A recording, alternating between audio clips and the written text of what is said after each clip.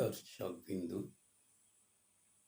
বাংলাদেশ জাতীয়তাবাদী দল বিএনপির পক্ষ থেকে বলা হয়েছে, শীঘ্রই দলের অভ্যন্তরে শুদ্ধি অভিযান পরিচালিত হবে।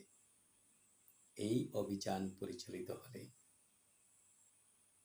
দলের মধ্যে নিঃসন্দেহে শৃঙ্খলা ফিরে আসবে।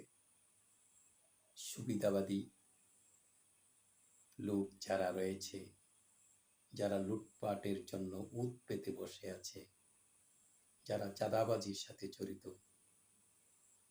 যারা অন্য দল থেকে এসেছে, এদেরকে যদি শুদ্ধ অভিযানের মাধ্যমে বহিষ্কার করা হয় কিংবা দল থেকে বের করে দেওয়া হয়, তাহলে দল নিঃসন্দেহে একটা ভালো অবস্থানে যাবে এবং এর গ্রহণযোগ্যতা সাধারণ মানুষের কাছে শত সহস্র গুণে বৃদ্ধি পাবে।